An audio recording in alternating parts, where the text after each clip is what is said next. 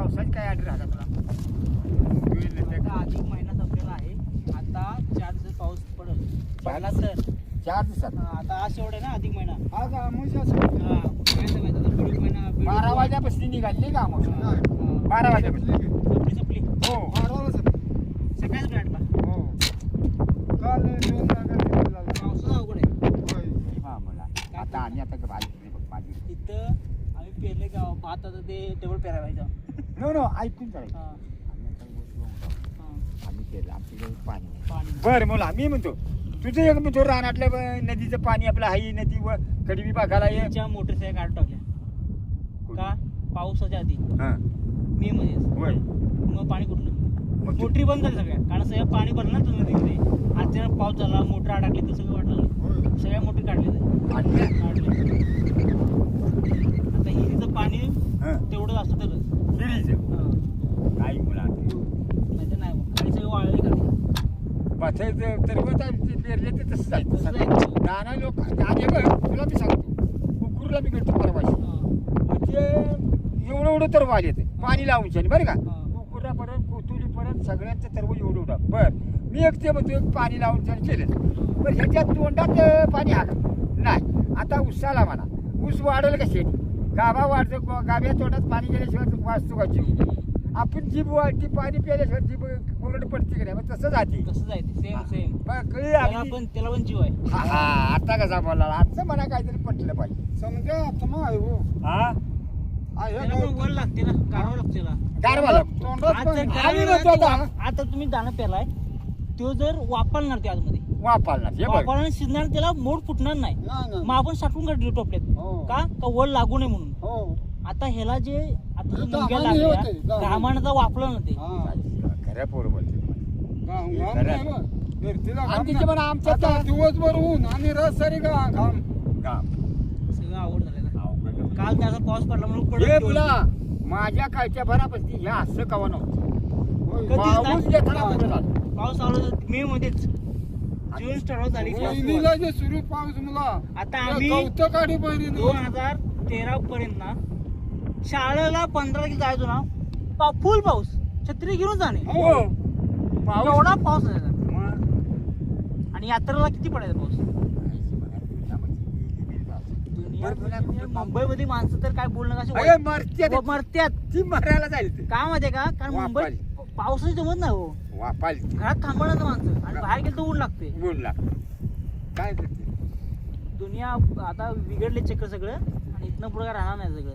काय त्या शेतीला तुम्ही माणसं हायसा म्हणून शेती करताय होय आम्ही काय करायचं. काय करायचं तुम्हाला नॉलेज आहे गोष्टी काय 4 माहिती आहेत म्हणून करतायचा. खरा आम्हाला काय माहिती होतं खरा पाऊस पडणार आहे माझ्या का? बाबाच बोल एवढा मला शब्द पटला बाकी काय चला चला जेवण तुम झालं का नाही.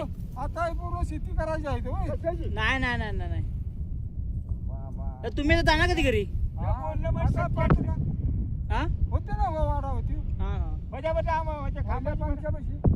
हा चालतं. जेवण जेवण आपलं आणलं होतं खाल्लं भाकरी आणि पाणी सप्ले मग कुठलं पाणी.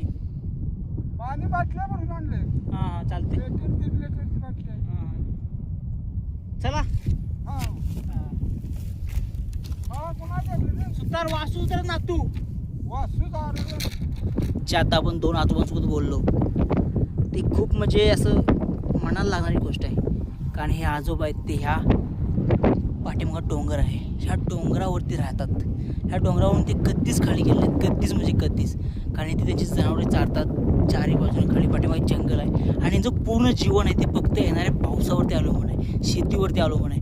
आणि आज आहे 15 जून 15 जूनला पाऊस नाही कडक ऊन पडलंय तुम्ही बघू शकता. 15 जून रोजी सुद्धा मी मला पाण्याची बॉटल लागते म्हणजे खूप आश्चर्याची गोष्ट आहे. आणि आजोबा मला स्वतः विचारते की बाळा पाऊस कधी पडणार आहे. म्हणजे यांच्याकडे इंटरनेट किंवा मोबाईल सुविधा किंवा टी व्ही सुद्धा नाही. विचार करा तुम्ही की खूप म्हणजे खूप वाईट परिस्थिती सध्या आली आहे. कारण ह्यांचं जीवन पूर्णपणे निसर्गावरती अवलंबून होतं. कारण त्यांना फक्त एकच माहीत होतं की 3 ऋतू असतात आणि ॲटोमॅटिक चक्र चालतं. कारण त्यांच्या फक्त लक्षामध्ये हे ऋतू डेट्स ह्या जून जुलै ऑगस्ट किंवा पावसा कधी चालवणार उन्हाळा कधी चालवणार थंडी कधी पडणार ह्या गोष्टीवरती ती शेतामध्ये आपली पेरणी करतात. आणि त्यांचं पूर्ण जीवन हे जनावरं शेती यावरती अवलंबून आहे. आणि ज्या प्रकारे निसर्ग त्यांच्याशी खेळत आहे किंवा सर्वांशी खेळत आहे, खूप वाईट परिस्थिती आहे. आजोबा तर माझ्याशी बोलत होते की वाटत होतं त्यांच्याकडे बघून की खूप वाईट परिस्थिती चालू आहे आयुष्यामध्ये, सगळ्यांच्याच आयुष्यामध्ये. आणि शेतकऱ्याचं तर खूप आयुष्यामध्ये संकट चालू आहेत. कारण शेतकऱ्याचं पूर्ण जीवन हे पावसावरती अवलंबून असतं. पावसाशिवाय तो अधूर आहे. निसर्गाची साथ असेल तर शेतकरी राजा माणूस आहे, निसर्गाची साथ नसेल तर राजा माणूस शेतकरी नाही आहे. तिचं आयुष्य निसर्गाविना व्यस्त आहे, म्हणजे निसर्गाविना वेस्ट आहे आयुष्य. निसर्गाशिवाय काही करू शकत नाही. आणि खूप त्रासला आहे तो आतून. मी आजोबांच्याकडे बघितलं, पण आजोबांशी बोलून त्यांनासुद्धा जरा बरं वाटलं. आणि मी पण त्यांना सांत्वन केलं की आजोबा टेन्शन घेऊन नका की 4 दिवसात पाऊस पडेल. पण आय डोंट नो, मला पण माहीत नाही कधी पाऊस पडेल, कारण खूपच कडक ऊन पडते. मेमध्ये असल्यावर ऊन पडते. मी ते आलो होतो ॲडव्हेंचर करायला, थोडंसं एक्सप्लोर करण्यास स्वतःसाठी. पण हे आजोबांची गोष्ट बघितली आणि खरंच वाईट वाटलं. आपण देवाकडे प्रार्थना करू, हे कृष्ण, हे बाळमामा, तुझ्याच चमत्काराने 4 दिवसामध्ये पाऊस पाडून दे. बस देवाकडे प्रार्थना हीच शेवटची इच्छा. बाकी आपण काय करू शकत नाही. तिच्या इच्छेपुढं काही चालत नाही. तिची इच्छा असेल तर तो पूर आणेल. चलो, बाय बाय.